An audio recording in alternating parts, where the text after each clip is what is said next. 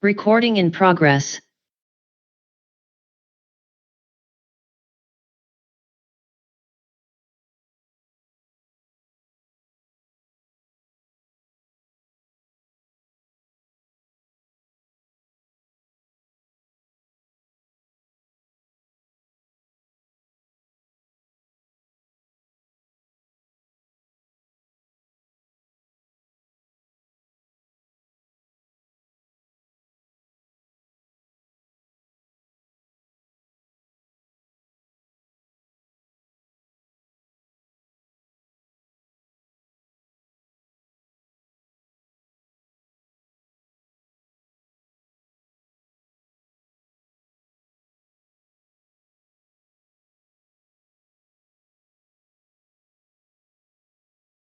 Oke, halo teman-teman Presiden University. Thank you very much for coming to our fifth workshop about entrepreneurial mindset and leadership for the Set Sail Biz Axel Incubation Program.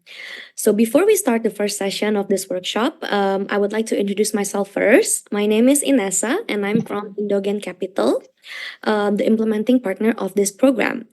We are a VC firm based in Jakarta, and we are passionate in nurturing future entrepreneurs and building a thriving startup ecosystem. Before we start, we would like to give the floor to Pak Felix Gunadi, the head of Satbis Axel, to give a short remarks. Pak Felix. Okay, thank you, Ines. Welcome students. Orang sini. Hello, Patan. Welcome. We are thrilled to have you here to embark the journey of inspiration, innovation, and ineffable insight in the world of entrepreneurship. Now, we already joined together with President University and also from all of you from Economic Survival and also Cecil Biz Axel, Fab Lab, Corexio, and also and mostly the Indogen. Now, in this session, we're gonna have two speakers. So please listen to them. Because you're gonna have a lot of insight in that one. And also this event is tailor made with to you. So maybe in the first semester, maybe now you are in the second semester, maybe you forget about how to do the entrepreneurial mindset. Now it's time for you to embrace again and to remind again what is an entrepreneurial mindset. Okay, so I think that's it from me. Okay, I can back to you again, Ines. Thank you. Thank you, Pa Felix. So before we would like to start our session, would like to inform you guys of the house rules that we have. So first of all, please keep yourself muted unless speaking or engaging in conversation to reduce background noises. And secondly, please make sure that your camera is turned on every time. And third, please change your display name to your full name so the speakers will be able to identify you. Next, do not be shy to ask questions during the Q&A session. Definitely you'll gain lots of insights from these speakers today. Next, during the call, please let the host or moderator know if you're experiencing connectivity issues or poor call quality from us via the chat icon. Next, anybody sharing inappropriate content will be removed from the workshop, so please don't. And last but not least, please sit back and enjoy the workshop today. Okay, so before we start again, would like to introduce the speakers and would like to introduce the workshop overall. The workshop will consist of two sessions, separated by a 15-minute Maghrib break at 6 p.m. The first speaker will be led by Pak Bakhtiar, the CEO and co-founder of Volantis Technology, and the second session will be with Vanessa Hendriadi, the CEO and co-founder of GoWork. And before we continue with Pak Bakhtiar, giving the floor to him, I would like to introduce our speaker a bit first before I give him the whole floor. So today's speaker is the CEO of Volantis Technology, Bakhtiar Rifai, and he has been in this industry for over 15 years, starting his journey in big startups such as Lazada and also Pagi-Pagi. And for more details of his journey, Pak Bakhtiar, I'm giving the floor to you. Okay, thank you. Thank you, Inessa. Selamat sore semua. Assalamualaikum warahmatullahi wabarakatuh. Salam sejahtera buat kita semua. Semoga teman-teman di sini dalam keadaan baik ya semua ya. Terima kasih Indogen dan Presiden University, Mbak Helen, Mbak Inesa, dan Pak Felix telah mengizinkan saya di sini sebagai speaker. Mungkin saya izin share screen dulu.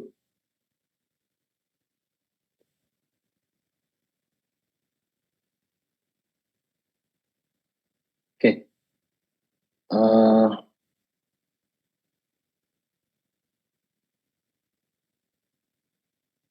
Oke, good. Oke. Apakah sudah kelihatan semua? Kelihatan, Ya, Pak. sudah kelihatan, Pak. Oke, thank you. Selamat sore semua. Mungkin I will speak in bahasa and English ya. Nggak full English ataupun nggak full bahasa. Thank you. Selamat sore semuanya. Sore ini saya akan coba memaparkan ya. Ini topiknya lumayan berat yang diberikan ke saya, yaitu entrepreneurial mindset dan leadership yang ada lima sub bagian gitu ya. Jadi yang pertama 1 sampai 5.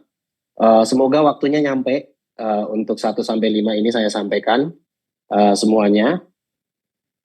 Mungkin lebih banyak saya akan cerita tentang perjalanan saya menemukan entrepreneurial mindset, karena mungkin kalau misalkan teori teman-teman sudah dapat semua di kampus ya. Kalau teori semuanya udah dapat di kampus, dan sekarang fokusnya lebih ke gimana sih entrepreneurial mindset itu dalam dunia nyatanya seperti apa. Oke, mungkin sedikit tentang saya nih, tadi udah sempat dibahas juga. Jadi saya sekitar 15 tahun ya di digital marketing, big data, e-commerce, dan AI/ML, machine learning. Jadi Volantis sendiri bergerak di lebih ke venture builder, tapi sebelumnya kita juga support di teknologi AI dan ML juga. Di salah satu pekerjaan paling banyak saya sekarang adalah sebagai venture builder. Apa itu venture builder? Yaitu kita membantu banyak perusahaan, startup ataupun corporation untuk set up their new venture ya. Jadi kita bantu dari mulai ideation sampai ke product development sampai ke go to market. Jadi so far sih kita sudah ada sekitar 20 startup yang sudah kita launching ya. Baik itu startup ataupun corporate venture initiative. Jadi teman-teman nanti bisa saya share beberapa startupnya. Background saya S1 saya fisika, S2 Master in Technology Management, dan sekarang saya masih belajar seperti teman-teman semua di sini. Jadi saya sekarang sedang melanjutkan S2 juga di UGM, S2 yang kedua, lebih ke quantum physics ya, karena saya tertarik dengan quantum computing. Jadi riset saya sekarang di quantum physics. Saya suka basket dan juga suka mancing kalau misalkan ada waktu luang gitu. Jadi teman-teman kalau punya hobi yang sama gitu. Oke. Sedikit tentang Volantis. Jadi Volantis ini kita helping companies to build their next great product ya. Jadi spesialisasi kita adalah 0 to 1. Jadi bukan 1 to 100 atau 1 to 1000, tapi lebih ke 0 to 1 ya. Jadi bagaimana cara kita menemukan ide, menemukan opportunity yang ada di market, and then kita create product, validate product sampai proses market validation dan launching. Nah dari situ sampai kita mendapatkan product market fit, typically tugas kita selesai itu untuk klien-kliennya kita. Nah, kita menggunakan menggunakan teknologi big data dan AI untuk membantu pekerjaan kita di beberapa klien yang ada ya. Mohon maaf, ini ada yang Oke, Volantis sendiri sudah berdiri sejak tahun 2015, jadi sudah berapa tahun ya? Mungkin hampir 9 tahun ya, 8 tahun lebih ya. Sudah berdiri, dan kita ada 4 co-founder, saya salah satunya, dan 3 rekan saya, dan saya lebih banyak di bisnis dan juga IT juga. Karena sebagian besar dari kita memang mix ya, tidak terbagi antara hustler, hacker, dan lain sebagainya, enggak. Tapi 3 di antara kami itu semuanya bisa coding, semuanya bisa produk dan lain sebagainya. Jadi memang secara knowledge dan secara kemampuan cukup merata. So far kami sudah powering 200 company dari tahun 2014 ya. Jadi lebih dari 200 perusahaan, tetapi kami kan perusahaan B2B dan kerja kami sebagian besar di balik layar gitu. Jadi tidak some company yang punya produk ditaruh di depan, tidak, tapi kami lebih dari mulai ideation sampai ke launching produk, dan juga ada juga yang sifatnya bukan venture builder tetapi big data dan AI. Jadi kita mengembangkan juga beberapa big data dan teknologi AI dan lain sebagainya, termasuk yang terakhir LLM itu di beberapa company besar di Indonesia gitu ya. Nah, expertise kami di Volantis ini ada banyak ya, yang mungkin yang relevan. Yang pertama tuh new ventures. Jadi kita dari mulai conduct market research, validate the market, build and launch NPV. Terus kita ada big data juga, comprehensive big data strategi dan lain sebagainya. Kita juga ada AI machine learning, implementation dan research ya. Kami juga punya beberapa PhD expert di big data yang mengerjakan basic research di big data juga, untuk membuat model baru dan lain sebagainya. Kemudian ada data analytics, tentunya e-commerce, digital strategy, product strategy, dan digital transformation. Jadi memang kalau secara expertise kita sangat luas, tapi kuncinya ada di digital transformation dan venture builder. Yang lain itu hanya teknologi yang dipakai untuk mensupport new ventures dan digital transformation-nya. Gitu. Nah, ini core value-nya kita. Kita believe in deep tech, karena kalau kita lihat Indonesia kan negara konsumen ya, kalau kita lihat ya. Jadi hampir semua bisnis yang ada di Indonesia itu bisnis ATM gitu, amati, tiru, dan modifikasi. Nah, itu kita ingin mencoba berbeda, itu kita tidak hanya ATM gitu ya, tidak hanya amati, tiru, dan modifikasi, tetapi kita juga punya teknologi yang bisa memberikan business impact. Dan hal lain yang kita junjung adalah integritas, transparansi, dan sustainability. Jadi ini adalah core value-nya kita. Saya skip aja, mungkin saya akan masuk langsung, hopefully nanti 30 menit selesai materinya. Nanti setelah 30 menit nanti kita bisa tanya jawab ya, karena biar lebih enak. Jadi what is the first thing that come to your mind kalau lo dengar kayak entrepreneurial mindset gitu kan? Ini kalau aku sendiri jujur ya, pertama kali dengar ini itu udah kayak orang mau jualan e-book gitu kalau di YouTube atau apa ya, jualan tutorial atau segala macam itu. Nah, memang kalau kita lihat perkembangan di market gitu ya, entrepreneurial mindset ini menjadi something di luar dunia akademis ya, menjadi something yang semacam kayak ada kayak alirannya gitu ya, ada cult gitu ya. Jadi orang itu rata-rata kalau kita misalnya datang ke YouTube segala macam itu banyak yang guru gitu, guru tentang entrepreneurial mindset gitu. Dan sebagian dari mereka bagus, tapi sebagian besar dari mereka adalah orang-orang yang ingin make money dari menjual course-nya itu, walaupun mereka sendiri tidak pernah menjalankan proses entrepreneurial itu sendiri. Jadi bagi saya entrepreneurial mindset yang saya share sekarang itu adalah something yang saya alami. Jadi something yang saya alami dari mulai saya merintis karir sampai saat ini. Jadi ini something yang bukan textbook. Jadi kalau misalkan teman-teman ada yang kok di-compare sama textbook, ini beda, di-compare sama guru yang itu berbeda, itu karena memang entrepreneurial mindset itu I think suatu proses yang unik ya. Menemukan entrepreneurial mindset itu suatu proses yang unik antara satu individu dengan individu lain. Nah, pada sore hari ini saya akan coba sharing dari saya gitu ya, dari pengalaman saya pribadi, journey saya dari mulai kecil sampai menjadi startup founder seperti sekarang. Kalau secara pengertian ini kita lihat itu entrepreneurial mindset itu a set of skills that enable people to identify and make the most of opportunities, overcome and learn from setback, and succeed in variety of setting. Jadi sebenarnya kalau secara pengertian, ini pengertiannya cukup baik ya di antara pengertian-pengertian yang lain. Intinya ada yang saya warnai ini kalau di sini. Jadi ini yang resonate dengan apa yang saya ini ya alami juga. Jadi intinya adalah kemampuan mengidentifikasi opportunity untuk overcome dan learn dari setback supaya apa? Supaya sukses gitu. Jadi intinya adalah kita bisa mengidentifikasi dan mengidentifikasi opportunity untuk overcome dan belajar dari setback atau kegagalan ya untuk sukses gitu.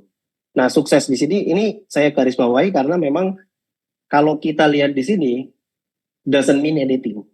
Jadi kalau kita sebagai teman-teman sebagai mahasiswa, teman-teman sebagai startup founder ataupun yang lain sebagainya employee, itu this sentence doesn't mean anything karena ini nggak akan ngasih tahu kita gimana sih cara mengidentifikasi opportunity, gimana sih cara sukses gitu. Ini tidak memberitahu apa-apa. Ini hanya kata-kata yang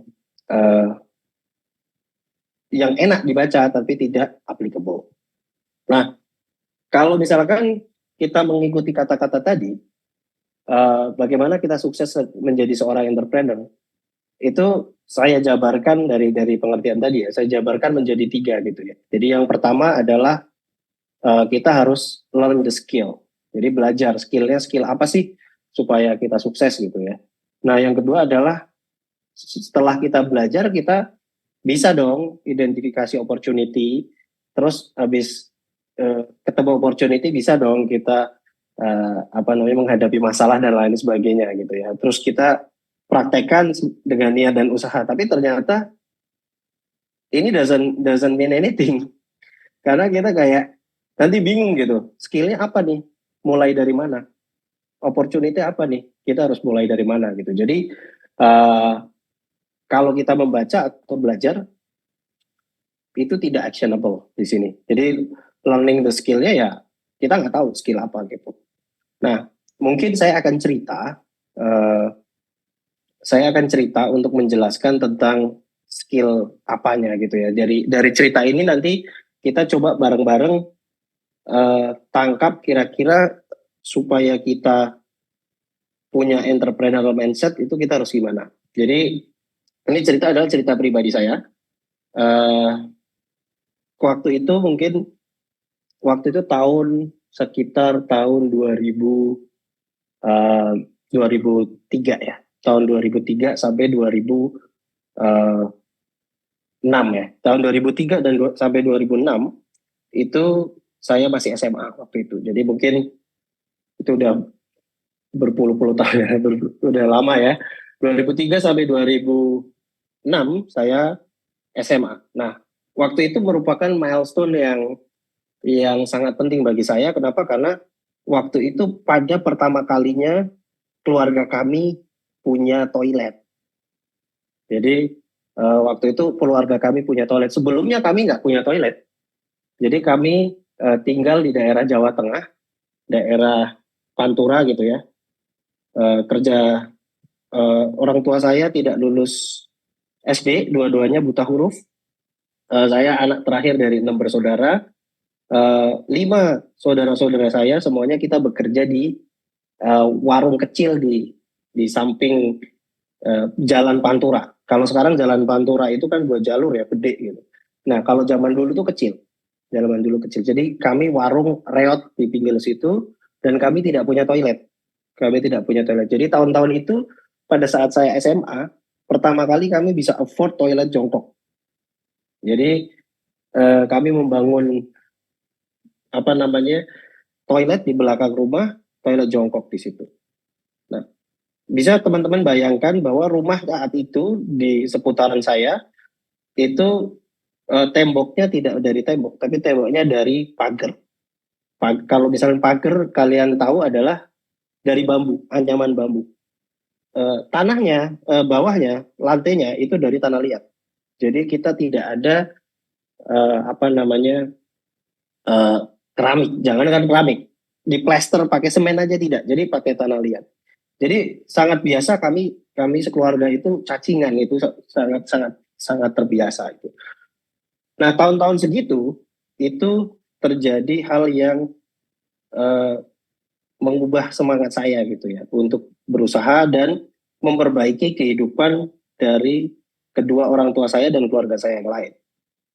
Nah, waktu itu yang terjadi apa? Yang terjadi adalah warung kami, warung orang tua saya dirampok. Jadi tahun itu dirampok ya. Ini kejadian beneran dirampok. Nah, kami kerampokan, intinya modal tuh lose everything. Jadi hidup yang saat itu susah itu ya, eh, menjadi tambah susah gitu. Menjadi tambah susah. Nah, sejak saat itulah saya bertekad supaya bisa mendapatkan penghasilan yang lebih. Waktu itu saya baru dari SMA ya. Jadi SMA itu kemudian saya eh, mulai berbisnis. Di usia-usia itu saya mulai berbisnis. Saya tanami tanah di belakang rumah yang tanah kosong ya, tanah kosong yang punya nggak tahu punya siapa. Saya tanamin jagung. Saya tanamin jagung. Terus saya beli mentok, itik. Nah, jadi saya ternak itik tuh, dari ternak itik sama tanam jagung di situ. Jadi entrepreneurial mindset saya bukan berasal dari kuliah, bukan berasal dari buku, tapi berasal dari keterbatasan dan keterpaksaan. Dan kita waktu itu sangat susah ya, makan aja susah gitu. Jadi saya menggunakan hasil dari tanaman jagung dan mentok itu sama bebek, jual telurnya tiap pagi untuk bayar sekolah SMA. Jadi jarak dari rumah saya ke SMA itu sekitar 27 kilo dan itu naik angkot 2 kali. Nah, tiap hari cita-cita saya pada waktu itu tidak membuat startup. Saya tidak kebayang yang namanya startup. Keluarga saya tidak pernah kebayang punya mobil, punya rumah yang atapnya ya, punya rumah yang punya lantai keramik, itu kami tidak terbayang sama sekali. Yang saya bayangkan adalah saya bisa lulus sekolah, kemudian saya kuliah. Setelah saya lulus kuliah, itu saya punya gaji 10 juta sebulan. Itulah cita-cita saya. Itu cita-cita saya dulu. Jadi cita-cita itu tidak harus setinggi langit. Jadi 10 juta adalah something yang game changer waktu itu. Jadi bukan something yang very small. Karena waktu itu penghasilan keluarga itu tidak tentu. Jadi agak susah. Singkat cerita, SMA saya lulus. Terus saya jual usaha segala macam di belakang. Saya jual ke paman saya. Saya berangkat ke Yogyakarta waktu itu. Tidak ada orang, tidak ada kenal satupun orang di Yogyakarta. Modal saya adalah modal nekat gitu ya. Modal nekat ke Yogyakarta, mencari beasiswa, alhamdulillah dapat beasiswa di UGM. Nah, saya dapat beasiswa di UGM jurusan fisika karena saya suka planet-planet gitu. Saya kalau nonton di TV tetangga itu dulu ada di TPI itu ada yang acara TV planet-planet itu saya suka, jadi saya masuk ke situ. Terus ada buku waktu itu dari Erlangga, buku SMA, itu penulisnya Bob Foster namanya. Itu jurusannya teknik elektro dan buku fisikanya menarik. Gitu. Nah, dari situ terjadi lagi nih kecintaan saya terhadap fisika, terhadap sains. Saya kebetulan ketemu profesor yang sangat sangat kebapaan. Jadi saya masuk ke grup riset di fisika kuantum di situ. Tapi perjalanan itu tidak mudah. Jadi perjalanan itu tidak mudah. Pada saat ke Jogja ini, saya tidak punya modal. Bahkan saya waktu itu SPMA atau biaya masuk UGM itu 5 juta saya ngangsur 4 tahun. Ngangsur 4 tahun. Duitnya dari mana? Saya waktu itu kalau malam jaga warnet. Jadi kalau malam saya jaga warnet. Kalau siang Kalau siang saya nggak kuliah, saya izin sama dosennya, saya kerja di mana? Kerja di, kalau teman-teman tahu ada Neutron Jogja ya, kayak Primagama tapi yang lokal lah di Jogja itu Neutron. Saya ngajar matematika, bahasa Inggris, bahasa Indonesia, biologi di situ. Jadi saya ngajar sejam 9.000 waktu itu. Saya ngajar, malamnya jaga warnet. Nah, dari jaga warnet itu kemudian saya googling nih. Waktu itu kecepatan warnet cuma 2 kilobyte per second. Ya, jadi 2 kilobyte per second. Tidak seperti sekarang yang kita streaming take it for granted. Dulu download satu film mungkin bisa seharian. Gitu ya, tidak kayak sekarang. Makanya kita copy ke flash disk segala macam, burning ke CD segala macam. Nah, jadi informasi itu nggak mudah. Akhirnya saya belajar digital marketing. Saya belajar digital marketing, gimana sih cara make money online. Itu kalau teman-teman tahu, apapun saya lakukan. Apapun saya lakukan. Dari mulai jualan dropshipper, dari barang ke Amazon, dari ini segala macam, itu saya lakukan untuk bertahan hidup. Nah, singkat cerita, 2008 saya ketemu dengan partner saya, Gayu, yang juga di fisika, itu dia desainer. Jadi waktu itu saya membuka lapak di Kaskus. Waktu itu nggak ada yang lain ya. Buka lapak di Kaskus, jasa membuat web design. Nah, dari situlah saya belajar programming. Dari situ saya belajar programming. Dari web design itu kemudian saya buka jasa pembuatan website dan sistem informasi. Waktu itu udah mulai tahu tender segala macam. Jadi saya ke pemerintah daerah membuatkan website dan lain sebagainya. Saya udah mulai keliling-keliling tuh. Udah mulai keliling-keliling. Karena sampai saat itu kondisi ekonomi keluarga saya jelek ya. Dan pada saat kuliah saya nggak dikirim, tapi saya malah menghidupi keluarga saya yang ada di rumah, yang orang tua saya yang semakin sudah sepuh ya, sudah tua, saya bantu lah gitu ya, beserta keluarga-keluarga saya yang lain. Jadi kita buat namanya CV, CV yang namanya Jogja Web Service. Nah, di situ saya mulai membangun yang namanya web service, web design, web development, jasa SEO, sampai ke pembuatan, sampai akhirnya kita ekspansi bisnis ke web hosting. Jadi waktu itu hosting itu susah ya, nggak semudah sekarang ada cloud segala macam. Dulu hosting itu pakainya virtual server VPS. Jadi saya jualan virtual server, jualan domain dan lain sebagainya. Sampai perusahaan itu gede. Nah, dari cerita itu, kalau kita balik lagi ke pengertian ini, ini pengertian ini mulainya dari mana gitu? Nah, saya ingin memberi gambaran konkret bahwa pengertian seperti ini itu tidak semata-mata kita bisa implementasikan. Apa yang ada di buku itu tidak semata-mata bisa kita implementasikan. Jadi dari story itu saya punya kesimpulan versi saya bagaimana cara menemukan mindset entrepreneurship. Itu ada 6.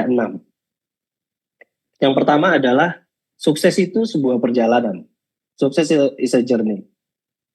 Jadi skillnya itu tidak kita pelajari di depan gitu.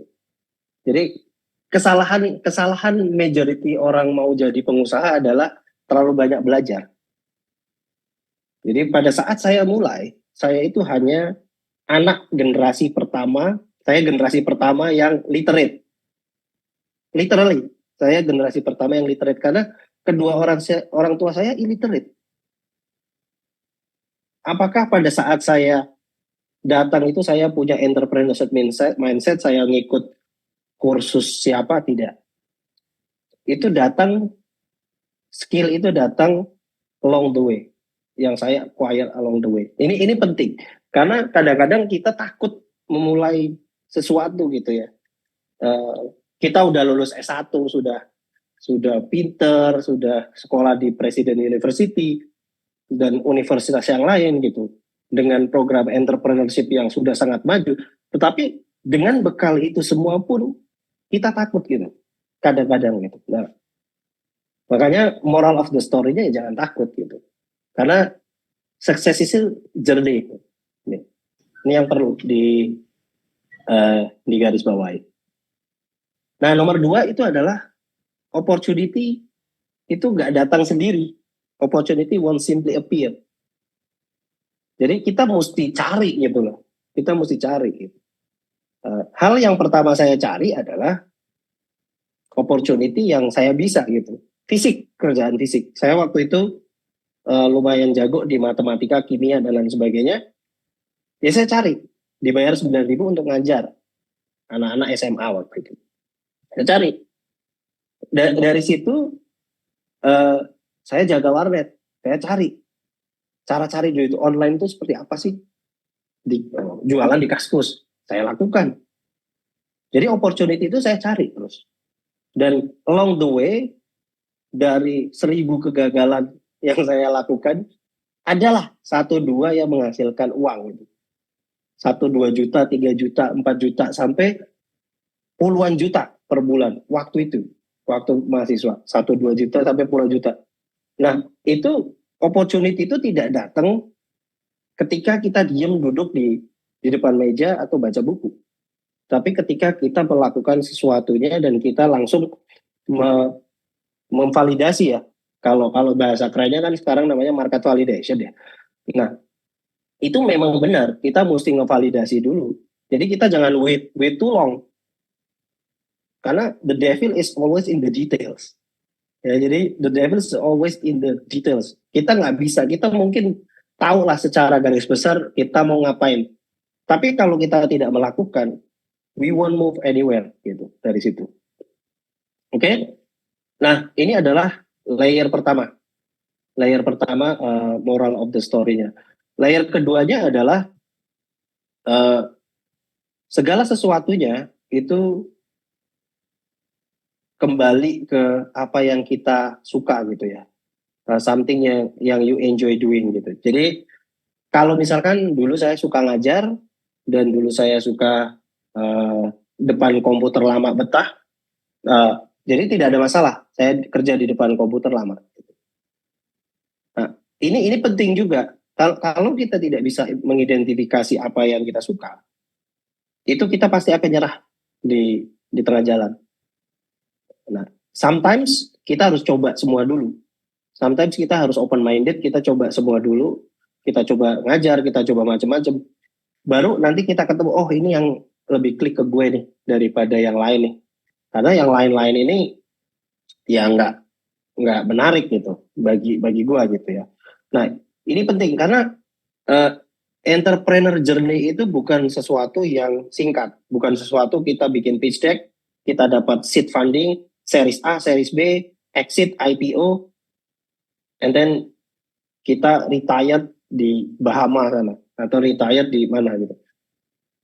Kita mungkin lihatnya sesimpel itu ke startup yang udah exit, yang udah dapat funding, unicorn dan lain sebagainya.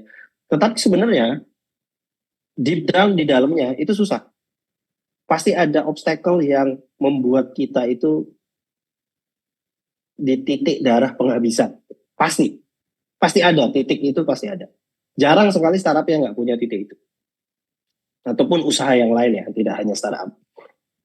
Makanya finding something yang kita enjoy is very important untuk bisa move on. Gitu. Kalau misalnya kita pragmatis gitu ya, bikin startup untuk exit. Oh, saya bikin ide ini untuk exit. Tapi along the way kita nggak prepare dengan segala akibatnya. Then forget it.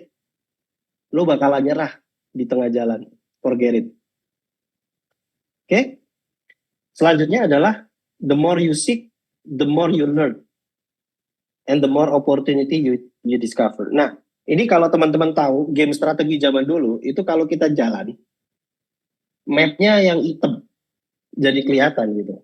Jadi kalau kita diam di tempat, itu kita nggak open area baru.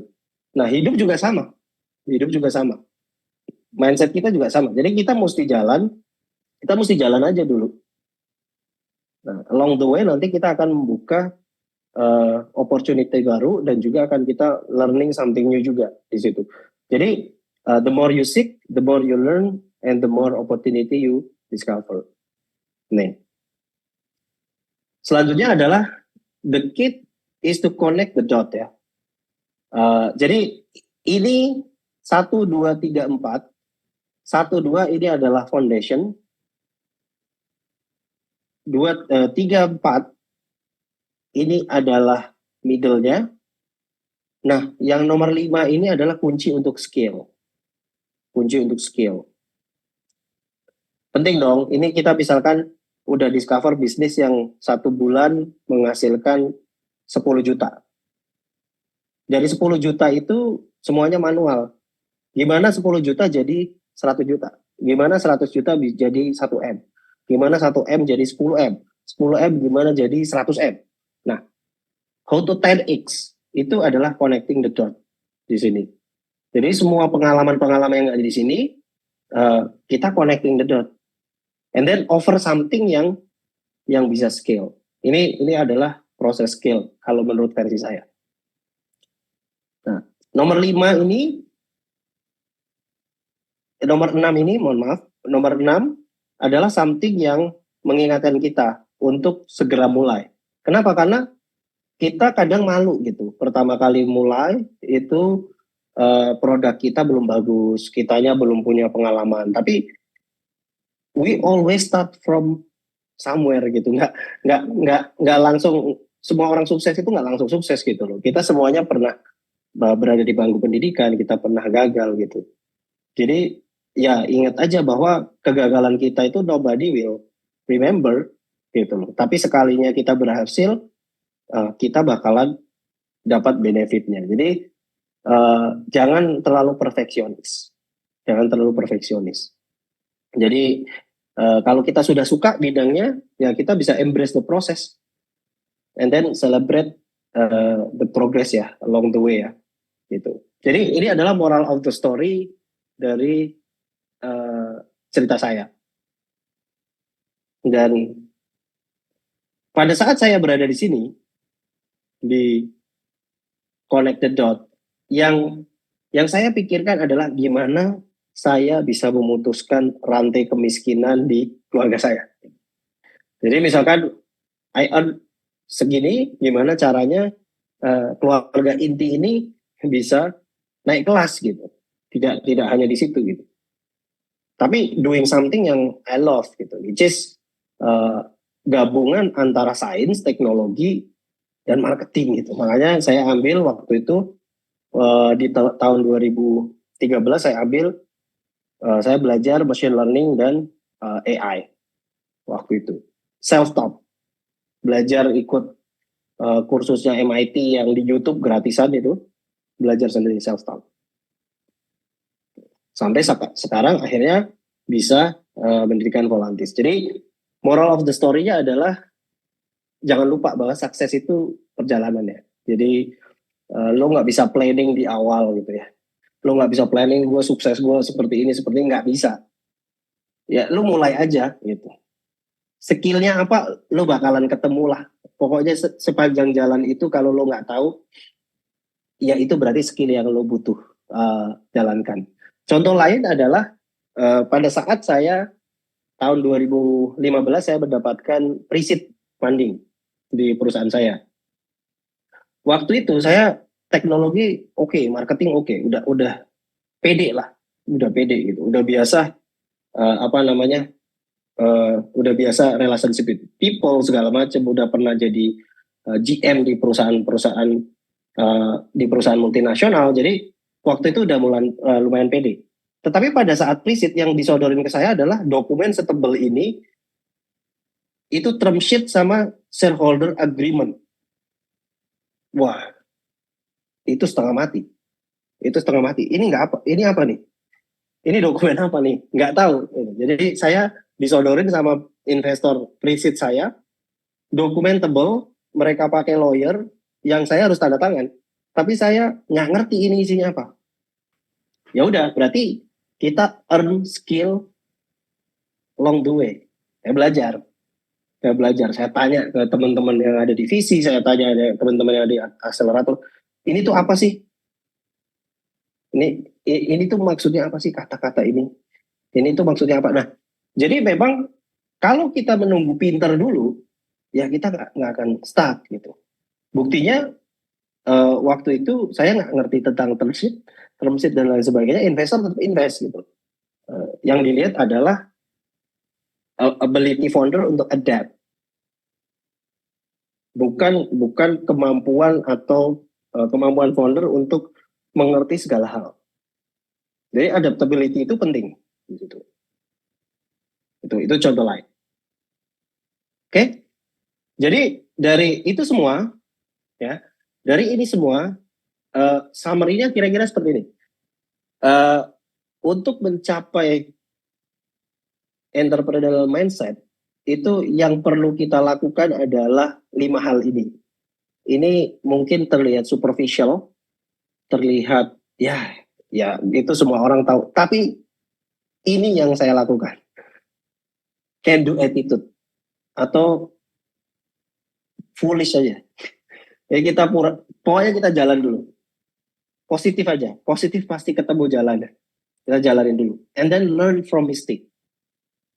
Jadi kadang pada saat kita gerak, kita nggak learn from mistake. Jadi kita jatuh ke lubang yang sama berulang-ulang. Along the way, with enough mistake, eventually kita bakalan ada something yang sukses.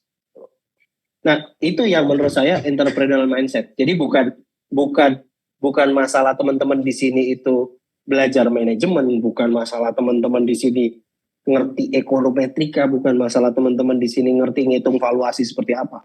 Tapi ini, kalau kita expert banget ngerti valuasi segala macam, kita nggak melakukan ini, we end up becoming analyst dan never start our own company. Kita stop jadi employee, that's it gitu. Nah, makanya ya nggak ada yang certain di dunia ini. Ya udah, let's go aja gitu. Yang keempat, ini adalah something yang saya learn pada saat saya punya seed funding. Find a great mentor. Jadi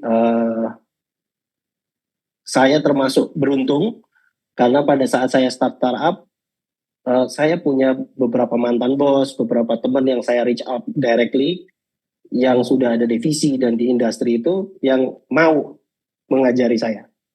Nah, the things with mentor yang sangat penting adalah kita bisa save a lot of time. Jadi kita nggak perlu ngulangin kesalahan dia 10 tahun membangun bisnis tertentu ya. Misalkan saya waktu itu di big data dan AI untuk digital advertising. Nah, waktu itu saya mentorship sama salah satu managing partner VC yang pernah start perusahaan advertising dan gagal. Saya tanya, kenapa gagal? Dan kebanyakan mentor, kalau ditanya, mereka happy. Jadi saya enak becoming good friend with him. Dan dia explain selama berjam-jam. Pak, saya mau tanya ini. Ya udah, ngopi ke sini. Saya diajarin berjam-jam gratis. Nah, find a great mentor. Bahkan pada saat saya membangun MVP, membangun produk, itu dia menjadi investor pertama dan angel investor dan nge-refer saya ke beberapa visi yang lain. Jadi find a great mentor karena mentor ini penting banget untuk save time. Kita nggak perlu mengulangin kesalahan yang sama. Terus kita juga bisa mengextend networknya kita karena diakui atau tidak ya, the hardest things di Indonesia itu adalah networking.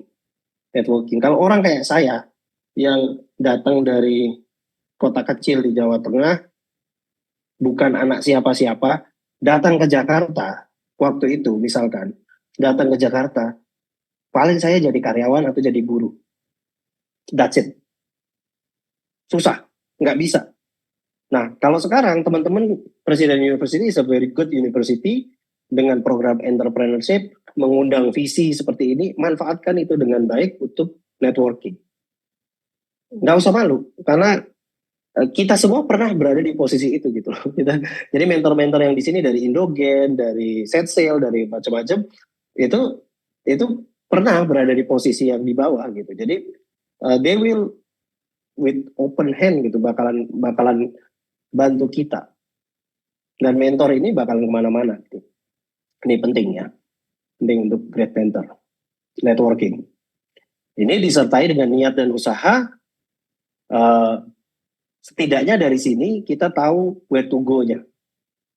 Bukan end goal-nya ya. Jadi yang saya bicarakan di sini adalah perjalanan entrepreneurship itu tidak semerta-merta langsung keren gitu, langsung pingin bangun roket, pingin apa di depan itu. Boleh kalau seperti itu. Mungkin kalau misalkan teman-teman di sini generasi kedua, generasi ketiga yang sudah lumayan mapan, itu bisa lebih jauh roadmapnya. Tapi kalau teman-teman generasi pertama, it's very hard. It's very hard. Naik tingkatan dari miskin ke middle class is very hard. It's very hard. You have nobody, you are nobody. Kita nggak tahu harus connect ke siapa. It's very hard. Tapi dari middle class ke atas also very hard. Naik ke top 1% dari middle class ke top 1% sangat berat. Padahal top 1% di Indonesia kalau nggak salah net worth-nya cuma 1 M ya. Punya uang 1 miliar cash di Indonesia, itu kalau nggak salah ya, itu sudah top 1% kalau tidak salah. Jadi dari middle class ke top 1%, punya disposable income sampai ke top 1%, itu juga susah gitu. Jadi ini yang harus diperlukan, bukan kursus, bukan kuliah, S2, S3 dan lain sebagainya. S2, S3 help. Ya, kuliah help. Tapi yang paling penting adalah kita berani mencoba. Kita punya positif dan can do attitude, and then kita bisa learn from mistake. Kita humble enough untuk bisa mendengarkan nasihat orang. Karena ada orang yang terlalu pintar gitu. Jadi sudah sangat pintar di bidangnya, sehingga nasihat orang itu tidak diabaikan. Ini terjadi banyak di startup. Gagal, produknya gagal karena terlalu pintar. Jadi pada saat kita membangun produk, yang kita pikirkan adalah produk mindset. Kita bangun produk, tetapi tidak memikirkan tentang marketnya seperti apa, tentang usersnya seperti apa. Sehingga pada saat kita bikin produknya canggih, tapi nobody use your product. Nobody use your product. Market validasinya nggak ketemu, produk market fit-nya nggak ketemu. Itu besar banget, itu banyak banget. Kalau teman-teman bisa dicek ya statistiknya, startup yang kehabisan uang sebelum produknya jadi di Indonesia itu berapa? Banyak. Sebelum produknya jadi. Bahkan ada yang sudah spending puluhan juta dolar, nggak ketemu produk market fit-nya. Saya nggak perlu sebut nama, banyak. Ada yang udah raise sampai 20, 30, 50 juta dolar, pakai IoT lah, apa segala macam, masuk ke warung nggak butuh, tutup atau dijual. Thank you Mas Baktiar. Mas Baktiar, mungkin Ya. ini karena sudah mau maghrib ya. Jadi Udah ya? iya. Tapi nggak apa-apa, it's okay. Mungkin everyone, we will cut the Q&A short. Karena thank you very much Mas Baktiar for the inspiring session and your experience, sharing your experience. Ya. Mungkin final word from Mas Baktiar kalau boleh. Any final advice atau kayak something like one word untuk kelas atau teman-teman yang di set sale ini, yang Mas Baktiar ingin mention final remarks. Oke. Mungkin I go through the slide very fast ya, karena masih di tengah. Oke. Ini, jadi yang selanjutnya adalah how to find opportunity. Jadi how to find opportunity di sini kita mesti start from first principle. Maksudnya apa? Maksudnya adalah kita mesti breakdown problemnya itu menjadi smaller chunk, baru kita bisa identifikasi value chain-nya. Ini saya cepat aja ya. Mungkin bisa disambung lain waktu. Identifikasi marketnya, strategize, dan test solution. Gitu. Jadi nanti teman-teman bisa googling, start from first principle. Ini penting banget. Baru nanti kita bahas yang kedua, reliant and overcoming challenges. Ini satu katanya di sini adalah kita mikir aja, what is the worst thing that can happen? Misalnya kita mau ngambil decision besar, what is the worst thing that can happen? Can I live with it? Kalau bisa live with it, and then do it. Udah, gitu aja. Jadi di sini intinya ini ya.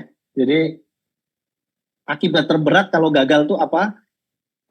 Kita bisa cope dengan itu nggak? Kalau bisa, do it. Oke? Measure goals, ini ada sama ya. Jadi kita perlu objective measurement sama break it down to smaller chunk. Udah sih, paling itu aja. Yang terakhir ini conflict management. Mungkin terakhir saya bisa ngasih keyword ke teman-teman di sini.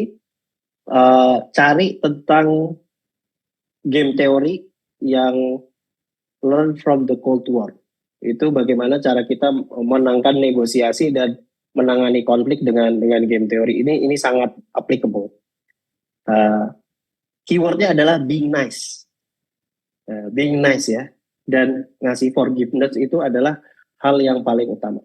Oke, karena udah terakhir mungkin last word dari saya adalah don't afraid to try.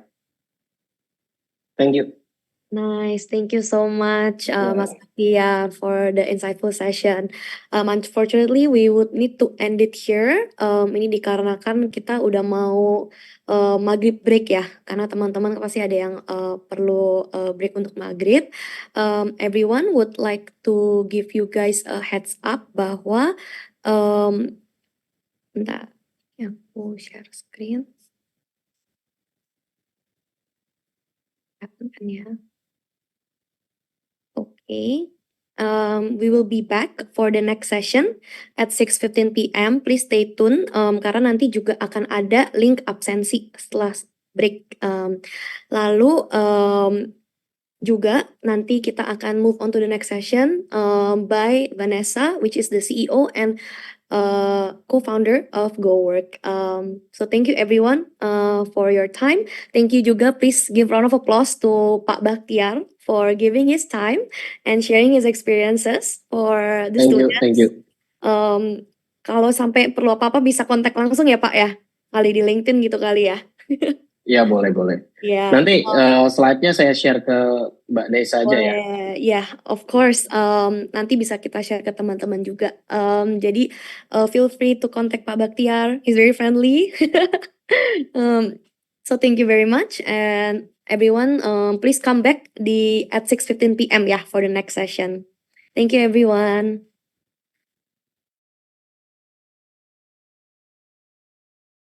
You. Good to see you on the screen, not in person yet. Let's meet soon. We're gonna start in around like 2 or 3 minutes. We're gonna wait Boleh? for everyone to join in. And Boleh? we can start the fireside chat. Okay. So it's just gonna be a relaxing chat. Yeah, of course. I'm still in the office. I thought I was gonna be able to do this at home, tapi baru kelar meeting, jadi akhirnya nggak jadi pulang. But thank you for relieving me from creating a PowerPoint presentation because I thought this is much easier.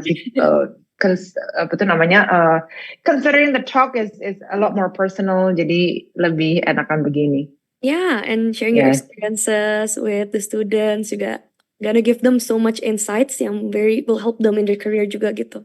Hope so. Ini mereka yang join mau lulus semua, lulus S1 gitu ya? Yes, so they're in their S1, they're in their program, bachelor's program. Tapi memang ada juga yang first years ya. Tadi aku juga heard from that. Heard about that, and also some of them juga in the accelerator program juga. So a little bit is that about the students. They have variety of majors here. Ada engineering, ada yang business, and many more. Tapi memang most of them is students who aspire to become potential founders too. That's why they join to hear your insights and experience. Okay, that's great. Thank you. Yeah, okay. Nanti perlu introducing GoWork atau itu udah? Jadi I won't waste so much of the time kalau makanya udah ada Recording profile. I think Uh-uh. if you could introduce a little bit of Go Work briefly, I will give you the floor juga. Part of the Okay. But yeah, Okay. let's start in like around 6:15 kali ya, because we're still waiting for some of them to come in from their Maghrib break. Yeah, Okay. sure. Link in the chat icon that has been shared by SatSaleBiz Excel admin ya. So please fill that out for your absence gitu. And I think we're gonna share that one more time at the end of our chat before we finish up. Thank you very much.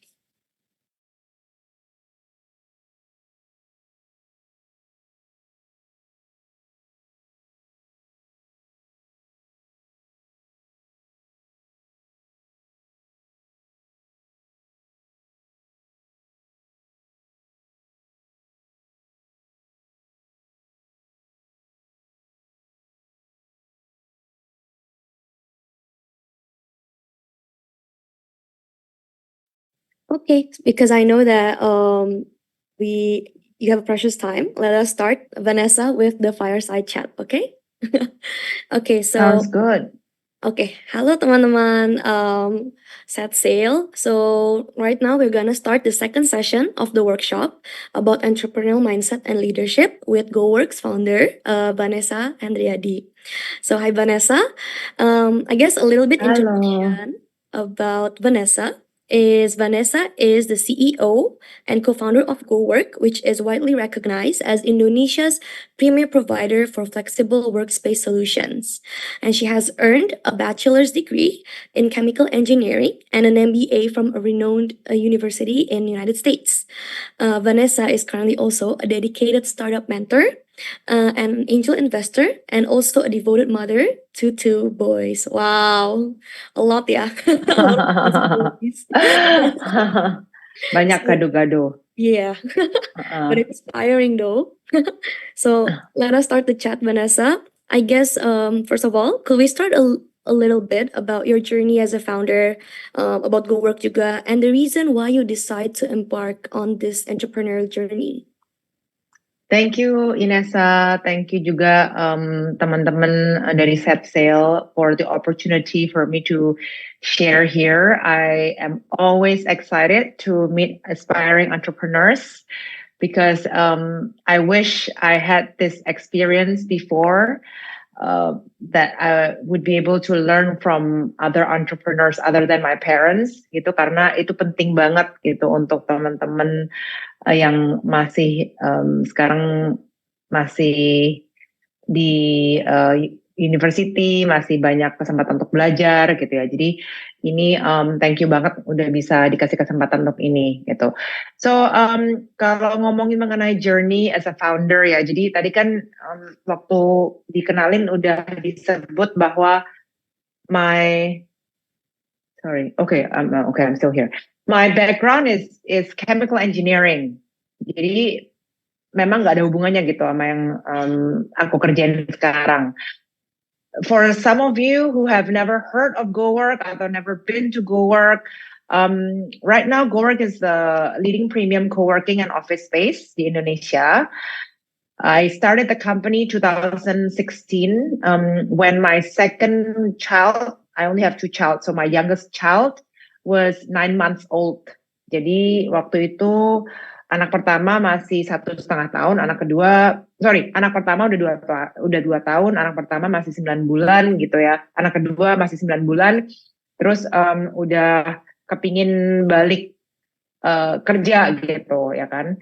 Dan memang the journey was actually a bit unplanned because I started with a career in the US after I graduated from MBA. Balik diminta untuk join family business gitu. But I think I had a choice to follow my heart, even though the world and my family expected all different paths, just to join the family business gitu. Karena deep inside I had a different calling. I had a call to be an entrepreneur and create something that would make a meaningful impact. So I did quit my family business before I started Go Work. Waktu itu sempat 2 atau 3 tahun gitu trying to figure out what is it that I wanted to create, or what is it that I wanted to do. Luckily, I'm married to a serial entrepreneur, so I learned so much from him, and he knew what I was going through when I started Go Work. My husband now is an entrepreneur. I'm sorry, my husband now is a VC. Jadi awalnya serial entrepreneur, terus sekarang jadi VC, and he deals a lot with entrepreneurs.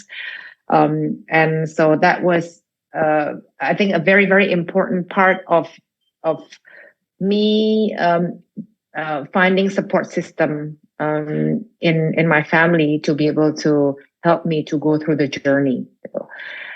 So again, I embarked in this journey because I had a why at that time, karena aku sendiri juga masih solo founder gitu ya.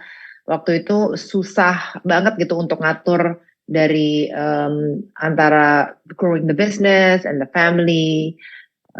But the why for me is really about changing the way people work and collaborate in Indonesia. Waktu 2016 tuh kelihatan banget gitu kebutuhannya ya, karena 3 tahun sebelumnya I was very involved in managing the real estate of the family business. Terus I saw a future where we shared workspace and we could foster innovation, we could connect people and really help dreams flourish, right?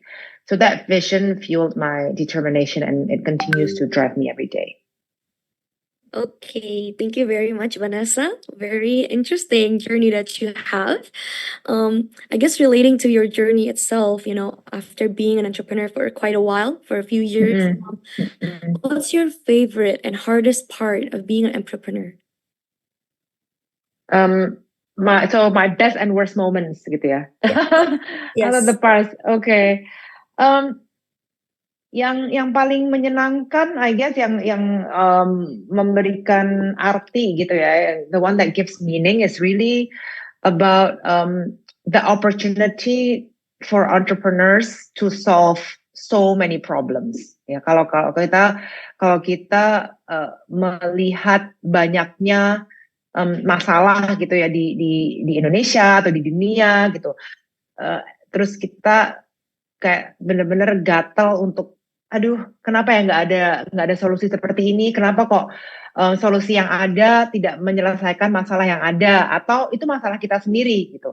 So I think a lot of entrepreneurs are driven by their own problem. Maybe you guys have heard this before, because that is the easiest one to solve. Karena kita tahu problem kita apa yang sangat-sangat mengganggu kita. And why not solving our problem by creating something that is also useful for other people that have the same problem, ya kan?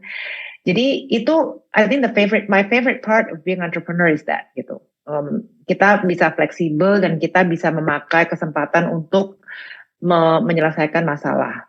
So it's like being in the driver's seat, right?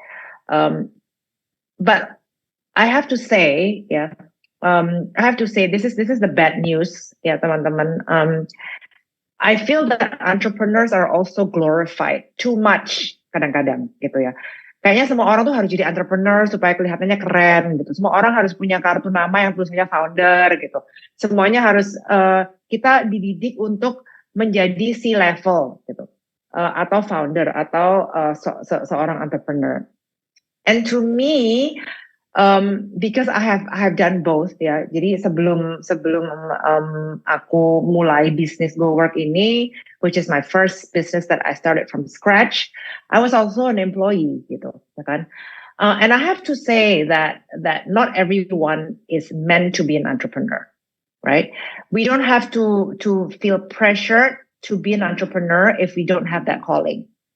Karena the journey of entrepreneurship is extremely tough. Ya, kalau kita benar-benar maksudnya nggak siap untuk itu to me it's really, I mean, the title of I started a company, I'm a founder, I'm a CEO, it's really not that big of a deal if that's not your calling. Karena there's so many successful professionals, and you can work for a very, very successful companies, successful founders that you can learn from. Dan itu adalah pekerjaan yang mulia juga gitu. So why do I say that? Is because it's not always sunshine and rainbows. Yeah, you have to be ready to become almost married to our profession. Gitu. Jadi seorang entrepreneur itu kelihatannya fleksibel, oh bisa ngambil cuti kapan aja gitu ya, atau bisa kerja mulai jam 12 sampai jam 9 malam gitu, nggak harus check clock, check in, check out gitu. But it doesn't mean that you work less than your friends who are being a professionals gitu. You have to work like 2 or 3 times as much, right? Itu benar-benar demands dedication, kalian bertanggung jawab atas kesejahteraan orang lain, gitu ya. Kita punya keluarga aja, kita tanggung jawab sama keluarga kita sendiri, gitu ya. But if you're an entrepreneur and you have team that work for you, you have to pay these people, and they have families, gitu kan ya. Terus kalau kita nggak bisa meet ends meet if the company is constantly losing money atau we cannot raise funds, kita cara bayar mereka gimana, gitu ya kan? So it really, really demands dedication. It's sometimes most of the time at the expense of work-life balance. Udah nggak ada gitu, maksudnya work-life balance ya kita atur sendiri deh, work-life integration gitu, harus nyambung jadi satu gitu.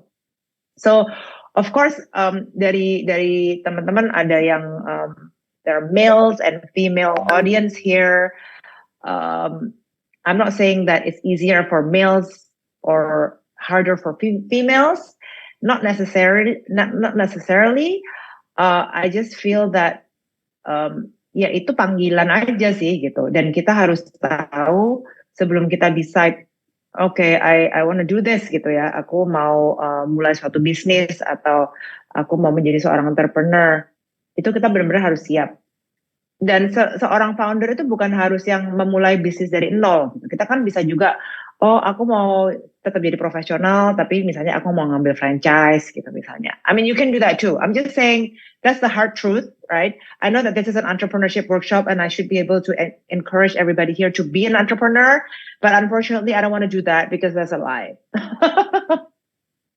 Of course, there's a bad and good thing lah ya. Yes, exactly. And giving them the harsh truth juga, it's gonna be helpful to them so that they know what they're going for when they start something basically, right? Iya, betul. Karena kalau kita nggak suka sama kerjaan kita bisa ganti kerjaan kan. Tinggal 1 bulan notice gitu, terus punya kerjaan baru. Terus gajinya naik gitu 20%. Tapi kalau jadi entrepreneur, you cannot do that. So it has to be really like you have to have a very strong passion of solving something. And I guess it actually moves up to my next question. So building a startup, it requires resilience, right? Can you share a time when you faced setbacks or failures and how were you able to bounce back from it? And also pasti at that time you definitely will feel stressful. So how did you manage that stress, during that period of time? Ya, kalau ngomongin setback sih nggak ada habisnya ya. Tentunya there's so many great moments, right, that we celebrate at work. So many amazing memories gitu, because memang I built a culture di GoWork itu di mana kita harus bisa celebrate small wins gitu. Karena sebagai manusia kita kalau bisa melihat effort kita itu hasilnya apa gitu, nggak usah nunggu sampai lama-lama gitu, kayak tiap hari we have to have little small wins that we celebrate together, and we have tons of that, right? But of course we have setbacks juga gitu.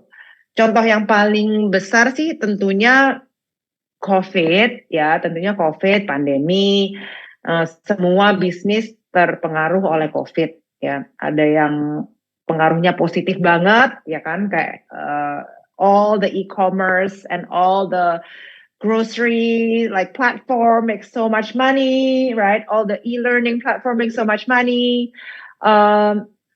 Zoom makes so much money. I want to say it to Zoom. Yeah, exactly.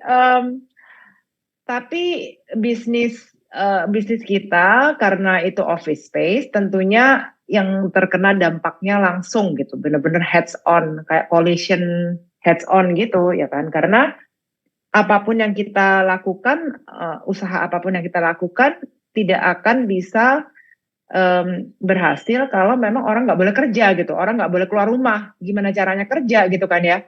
Gimana caranya we can sell office space if people are not allowed to go to work, ya kan? So itu setback yang paling besar karena tentunya itu di luar kontrol kita. I also don't know how long it's going to last, right? Semuanya mikir COVID 3 bulan gitu, abis Lebaran udah kelar gitu kan ya. And it was almost 3 years, ya kan? Dampaknya itu masih seperti itu. Jadi it was also a setback that taught me the biggest lesson, gitu. Karena pada saat itu we all had to work remotely, we all had to see each other. Yang awalnya, oh my god, tiap hari ketemu, bisa pelukan, bisa salaman, bisa itu. We were cuman ketemu orang di screen aja. I had to hire people yang onboardingnya lewat Gmeet atau Zoom gitu ya. I never see this person until kita bisa masuk kerja gitu ya. But I think the key is really, to me, my experience is communication gitu.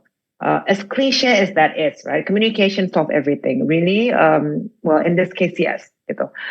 Karena waktu itu kan kayak industri-industri yang terkena dampaknya langsung, misalnya kayak mall, ya kan, retail, mall, hotel, travel, airlines, itu beritanya tiap hari kita lihat gitu, berita layoff, berita tutup, berita restoran gitu, misalnya restoran tutup, itu di mana-mana kita kelihatan lah, ya kan, kalau kita masih bisa keluar rumah. But waktu COVID itu I did not lay anyone off, nggak ada satupun yang kita lay off gitu, karena I felt like we had to bear it together, right? Kita memang harus pay cut, gitu. Jadi semuanya kena, right? I think the C-level did not take any pay for like months. Jadi kita atur supaya yang associate pay cut-nya paling kecil, terus persentasenya naik seiring sama levelnya naik, gitu ya kan? So we need to make sure that everybody still have a job. Terus setiap pagi kita adain morning huddle. I mean, that's our tradition. It's not just only COVID, but it's our tradition since day one I started the company, which is basically semuanya ketemu, ya kan, ketemu online. Terus kita share 5 menit gitu, sharing small wins. Terus hari itu ada challenge apa, terus fokusnya apa gitu ya. Terus kita say things that we're grateful for that day. So using that platform, every week I had a session di mana mereka bisa nanya apa aja gitu to me, right? Ask me anything session gitu. They can ask me about the business, they can ask me about how the company is doing, they can ask me about the plan, they can ask me about how I feel, apa aja lah gitu. Pokoknya sekali seminggu, anyone in the company can ask me anything, and if I don't know the answer, I will say I don't know, right? Dan itu sangat-sangat membantu semua orang, semua employee kita yang ada di GoWork untuk merasa bahwa the management and me myself are sharing everything that I know, gitu, right? Kalau memang ada that and how the company is doing, karena waktu itu kan sangat-sangat penting ya hal itu, gitu. So I think having a support system, and of course my support system is my family, as I mentioned, my husband is my two kids, and then my siblings, my parents, and also my GoWork team gitu.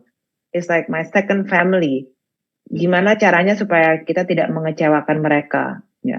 Pada saat itu we have to review job desk-nya masing-masing employee supaya mereka tuh dibayar tapi mereka di bar dan masih melakukan sesuatu yang kita bisa lakukan meskipun kita nggak bisa jualan space, which is actually a lot gitu. There's a lot of ideas coming from the team because they feel like they are hurt, right? Mereka kalau ada concern apa-apa, the management will answer that, and that creates a culture that is a safe culture and trusting culture. Gitu. Agree. I guess that's how you were able to maintain a very positive work culture ya, during the time of COVID and in Go Work even until now. Through Um, Zoom. Tapi sekarang udah ketemu kan, udah Iya, sering sekarang udah ketemu, of course. Iya, sekarang udah masuk semua, ya. udah penuh. Ya, waktu pertama kali ketemu udah sampai kayak pada nangis semua gitu karena oh my god happy banget gitu kayak Akhirnya. ya akhirnya bisa I can touch you. Bisa ketemu in person gitu ya. Iya, exactly. Would like to know, like, definitely right now, karena COVID udah mulai lessen juga ya, and definitely Udah nggak ada lah sekarang. Iya. Masih ada yang kena tapi udah kayak batuk pilek aja lah. Ya, udah kayak normal flu kali ya. Yes, exactly. Just Definitely, like a I normal saw flu. that Go Work tuh udah rapidly expanding ya, even though outside of Jakarta, kayak I heard Bali, and then you're planning new offices around Jakarta juga. Is there any other positive work culture that you also put in to with this expansion in mind juga? Karena definitely mungkin the team juga expand gitu ya. Iya. Ya jadi salah satu challenge, my challenge as well sih, itu karena kita office-nya banyak gitu ya. Jadi sometimes I don't remember everybody's name, which is bad. Like don't tell anyone who works at Go Work this. Karena kalau nggak tiap hari ketemu, kadang-kadang kan banyak lokasi-lokasi yang misalnya ada associate yang baru atau ada manajernya baru di situ, tapi masih belum ketemu. And so we create we want to create like an internal Facebook gitu. Jadi supaya semuanya nggak not just me but like everyone else at Go Work, I want everybody to know each other kan. Jadi rapid expansion itu tentunya mempengaruhi itu. Yang dulunya dekat, yang dulunya semuanya tahu nama, tahu cerita, tahu background, tahu tinggalnya di mana, daerah mana. Sekarang kan udah enggak gitu. Tapi gimana caranya supaya dengan bertambahnya karyawan, bertambahnya lokasi, itu tetap kedekatan itu tetap ada gitu ya.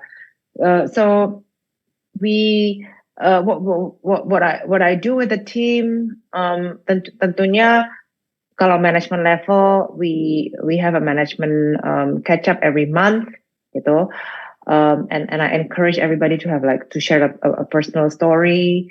Jadi nggak cuma presentasinya mengenai kerjaan aja gitu ya, tapi dibuka dengan sharing like a 1 minute personal story yang mereka mau share, baik itu family-nya atau baik itu mereka baru visit tempat baru apa atau nonton movie apa atau lagi belajar apa gitu ya. So I think that creates that closeness. And of course they do that as well with their departments and their team when they do a weekly catch up. Terus tiap quarter kita ngadain town hall. As a matter of fact, there's a town hall tomorrow that I need to prepare for, but I haven't prepared for it yet. Itu semuanya hadir. Jadi ada 120 employees. Tentunya yang luar kota agak susah hadir. Jadi mereka bisa join online atau mereka join online, bukan bisa, tapi they will join online gitu. Terus kita bisa ngadain game, ada konten-konten yang kebersamaan lah gitu ya. But I think to unify everyone is very important. That as an entrepreneur, as a founder, as a leader, we have to create a why gitu. Kenapa kok kita melakukan ini gitu? Why? The why is very important for us as a leader and an entrepreneur for us to share it ke semua orang gitu. Karena itu yang bisa mempersatukan kita gitu, sebagai tim sebesar apapun. Okay. Ya gitu. I mute already. Okay, sorry. Apa tadi ada yang Feedback. Iya, Yeah. gitu. That's very great. Having the purpose kali ya, kayak basically why you do this, Yes. right? And aligning that with the team and the company, it's a very Mhm. important thing and a strong thing, yeah. I guess final That's right. question. I know it's 6:38 and we are almost out of time before we move to Q&A, everyone. I One will final try question. to Just do it quick. what advice would you give to individuals aspiring to become entrepreneurs and develop an entrepreneurial mindset? Okay. One advice from me, I think, is to really embrace your passion and embrace uncertainty. Jadi, passion kita tuh apa, dan kita harus juga berani embrace ketidakpastian, gitu, uncertainty. Ya, karena sebagai entrepreneur itu kita tidak bisa yakin atas apa yang akan yang kita rencanakan itu bisa sesuai dengan rencana, if you know what I mean, right? We can control what we can control, but there are so many things that are outside of our control, right? So as an entrepreneur, of course, kita harus bisa sangat bisa adaptasi dengan situasi apapun, ya. Kita harus bisa membaca situasi itu dan bisa secara proaktif mengatasi situasi itu, karena that's part of uncertainty, right? We cannot have a fixed mindset. Harus growth mindset, karena akan banyak tantangan, akan banyak halangan and uncertainty, and we have to embrace that as part of our journey. Agree. So having a growth mindset and embracing the uncertaintiness of being an entrepreneur. Yeah, that's right. That's so hard. Yes, that's right. Karena nggak bisa gitu kita kayak terima gaji tiap bulan, kan certain kan itu. Benar. As an entrepreneur, you cannot do that. Definitely. Even Until it's uncertain. Yes, exactly. Yang certain, you have to pay your team. You have to be certain of that. Yeah. Even sacrificing yourself. Yes, that's right. Okay. Thank you very much for the time. That's it for the questions and the fireside chat, everyone, with Vanessa. Now I'm opening the floor to probably just one question, ya, karena 6:45 Vanessa needs to leave. Yeah, sorry. Maybe one or two questions. I can take two, maybe. Yeah. Oh, okay. Thank I'll you just be so quick. much. Yes, Yeah. no problem. Thank you, Vanessa. Nggak ada. Teman-teman, please don't be shy. If you have any questions to ask to Vanessa, about her journey, more about leadership, and having the right mindset as an entrepreneur, this is your time. The floor, I will give it all to you. If there's any Q&A or questions, feel free to either put it on chat or please raise your hand. Apa ada questions from anyone? Nah, kita lihat nih yang murid-muridnya yang murid-murid kritis atau yang malu. Kayaknya masih malu-malu deh. Padahal belum ketemu nih ya, cuma di screen doang. Oh, tuh ada satu orang. Would you mind to unmute, Yadis? Coba ada satu question nih. Someone raise their hand. Okay, hello. Halo. Hello, ma'am. Halo, I Yadis. introduce myself, Yedis Rantisna Baban, and I'm majoring in Law batch 2023. Oh, And nice. I want to ask you, but can I speak in bahasa? Boleh dong. Nah, tadi kan Ibu sempat menjelaskan dan menceritakan beberapa pengalamannya, dan jujur, wah gitu rasanya. Kayak mulai ada kerasa ketertarikan dalam dunia bisnis. Dan juga Yadis bertanya tentang sebelumnya Yadis jelasin dulu sebentar karena takutnya mungkin biar lebih inilah. Karena di kelas Yadis itu ada project di mata kuliah tentang membuat suatu bisnis. Nah, dan Yedis jujur belum begitu mendalami tentang bisnis yang Yedis coba bangun. Yedis pengen nanya cara untuk mendapatkan bisa kita bilang customer atau seseorang konsumen yang sudah memiliki rasa keinginan atau ketertarikan dengan I'm nervous. Jangan nervous, Jangan tenang. Kita nggak gigit kok. Kita nggak gigit, Ketertarikan kita nggak gigit. dalam untuk membeli produk kita gitu. Jadi langkah apa yang bagus untuk memulai pemasaran bisnis baru? Nah itu. Mungkin itu aja, Mem. Terima kasih. Capturing customers kali ya, yang udah mungkin loyal to one brand gitu. Iya. Oh, oke. Jadi mereka udah biasanya pakai satu brand, tapi kamu mau meyakinkan gimana caranya supaya mereka ganti pakai produk kamu gitu kan ya, Dis, kira-kira ya? Ya, kurang lebih seperti itu, Bu. Oke. Kamu harus bisa berbeda. Itu jawaban pendeknya. Ya kan? Kamu harus bisa berbeda dan juga kamu harus bisa mengetahui yang mereka butuhkan itu apa gitu. Itu penting sekali untuk kita bisa membuat sesuatu yang memang ada yang membutuhkan. Ya, sebelum kita memulai bisnis tuh kita harus tahu apakah memang marketnya tuh ada, pasarnya tuh ada, ya kan? Kalau memang ada produk yang mirip dan berhasil gitu, itu kita bisa melihat, oh oke, pasarnya ada nih, ya kan? Misalnya ngomong aja kita mau jualan orange juice gitu, ya kan? Kita harus pelajarin berapa orang sih di Indonesia yang tiap pagi minum orange juice, atau misalnya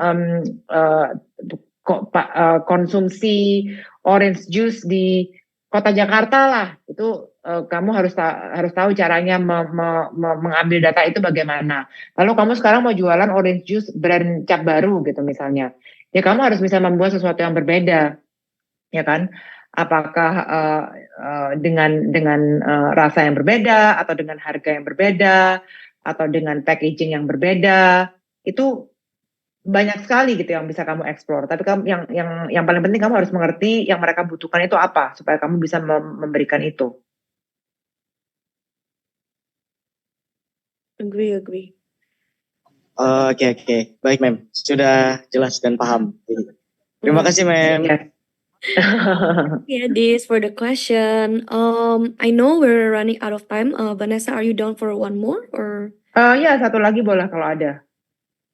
Oke, ada dari Brenda nih. Brenda, could you unmute yourself and ask the question? Okay, so hello, my name is Brenda and I'm Halo, majoring Brenda.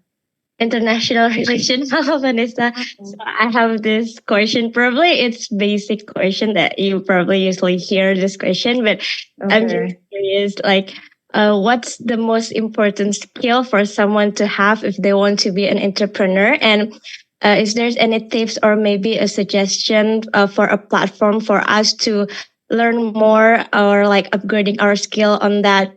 The things that you said that most important for us for being an entrepreneur. Thank you. Oke, kalau most important skill, satu skill susah ya. Banyak Karena ya? entrepreneur tuh harus banyak bisa macam-macam. But if I have to say, I think in my experience ya, I think people skill is very important gitu. Karena and sales, sales, being able to sell is very important as an entrepreneur. Karena tiap hari kita tugasnya jualan gitu. Kita harus menjual ide kita ke investor, kita harus menjual company kita untuk meyakinkan employees yang kita mau rekrut, ya kan? Kita harus meyakinkan vendor kita untuk bisa dapat TOP yang panjang, kita harus bisa negosiasi. I think selling skill is probably one of the most important skills gitu. Tentunya kita harus bisa jualan produk kita kan, kalau enggak kita revenue dapat dari mana gitu ya. So I know a lot of people nggak tahu sekarang begitu atau enggak, but I remember when I was interviewing back in the days, barangkali 10 tahun yang lalu gitu ya, kalau ada yang interview terus ngisi tugas apa yang paling tidak disukai, terus jawabannya sales, I normally don't look at this person anymore. Because everything we do is about selling. Remember that. ya. Kalian mau bekerja menjadi HR, you have to sell, right? Kalian interview, kalian pokoknya semuanya tuh negosiasi and selling wherever we go, right? So I think to answer your question, I think that's important. Terus yang lain-lain juga banyak yang lebih yang penting, tapi kalian bisa cari partner yang bisa melakukan itu, misalnya finance, kalian juga harus bisa tuh ya baca financial statement gitu, jangan sampai dibohongin sama accountant atau sama ya whoever it is yang bisa bohongin kalian gitu ya. So tapi kita sebagai pemilik atau sebagai entrepreneur tuh penting banget supaya bisa menjadi ambasador brand kita gitu. Kalau untuk selling skill banyak banget. Barangkali dari Satchel Biz bisa mengadain sesi sendiri untuk itu. Mungkin also to add on to that, itu juga help with persuasion and negotiation skills juga ya. Yes, ya. sangat. Ya, betul. Okay. So I guess let us close this Q&A because definitely we need to end this session. Semuanya pasti Thank you so much. Ya, sorry banget. Don't worry about it, Vanessa. Pertama-tama, everyone, let's clap our hands for Vanessa and thank her so much for her time despite town hall besok and lots of work that she has. She is willing to come here and share her experience and insights juga ke kita. So thank you so much, Vanessa, for coming. Thank you. Yeah, any final remarks, Vanessa? I think I'm just very grateful again to share my experience. Aku tahu cuman bentar ya, tapi semoga kalian bisa mendapatkan sedikit banyak lah dari sharing ini yang bisa kalian implementasikan in your own personal life. Yeah, thank you so much, Vanessa. Everyone, we are ending our workshop right now. Would like to let you guys know that there'll be a next workshop soon in February, so please stay tuned in the Instagram. And let us end the session right now. Thank you, everyone. Thanks, Vanessa. Okay, thank you so much, Nessa. Bye. Bye semuanya.